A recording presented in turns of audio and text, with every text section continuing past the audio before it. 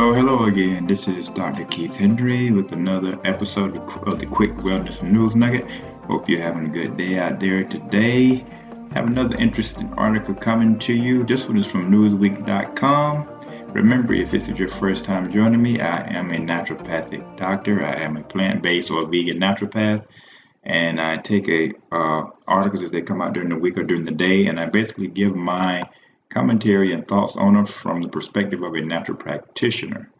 So let's jump right into this article. It's from Newsweek.com, and it's entitled "Napping This Many Times a Week Could Protect Against Heart Attacks and Strokes." It's dated September the 9th, which was yesterday. The article starts off by saying that napping once or twice per week appears to lower the risk of strokes as well as heart attacks. And this is based on a study that researchers did in the Swiss city of Lausanne, if I'm pronouncing that correctly. This study involved 3,462 people, according to this article. And these people had no history of cardiovascular disease at the start of the research. Now, the participants were between ages 35 and 75 and joined the research between 2003 and 2006. The article said that they reported how often they napped per week and for how long at the start of the study, then twice more between April 2009 and 2012, and May 2014 and April 2017. Now, the team also noted, the article says, if participants had been affected by or died of a cardiovascular condition like heart attack, heart failure, or stroke. Past studies, this article goes on to point out, have produced mixed results on whether sleeping in the day is good or bad for cardiovascular health. But most of the studies only looked at whether or not the participants napped, rather than how often or for how long, the article goes on to point out. It's the authors of the new paper published in the journal Heart wanted to fill in this knowledge gap by looking at cardiovascular disease events in the Swiss cohort. So the participants were found to nap from between 5 minutes to more than 1 hour. So a previous study, they didn't really look at the specific time. They just wanted to know whether or not the people napped. One of the things that they wanted to consider in this particular study was how long they napped. And it says here, the participants were found to nap from between 5 minutes to more than an hour. Those who napped 1 to 2 times a week were less likely to have a heart attack or stroke compared with those who did not sleep in the day.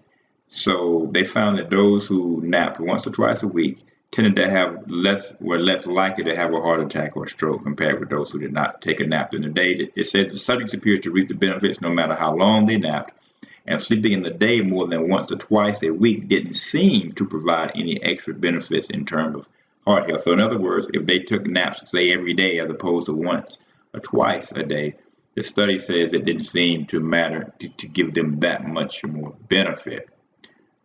But they did go on to point out how point out the limitation of the study.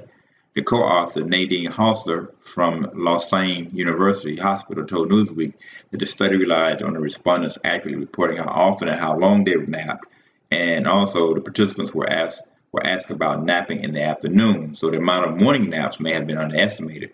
Another weakness in the study was that it was an observational study and involved a Swiss population, and the team could not find a direct cause and effect, and the results might not apply to other countries, the article went on to point out.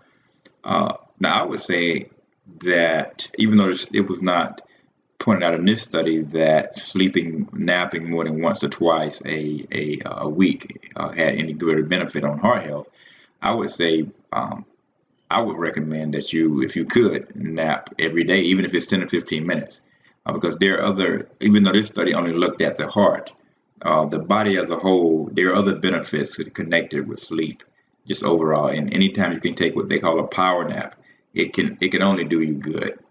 The article goes on to point out further, so should the average person take naps to protect their heart health?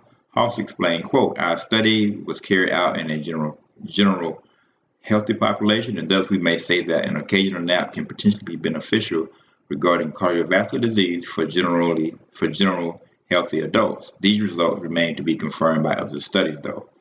The article finishes up by pointing out how in previous research co-authored by Halsey, researchers found that people are more likely to nap if they have poor quality sleep in the night before, and if they had poor quality of sleep the night before, and if they sleep for a short period of time, if they slept for a short period of time.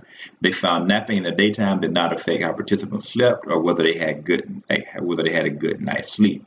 Thus, daytime napping, the article says, can compensate for poor nighttime sleep. At least that's what she argued.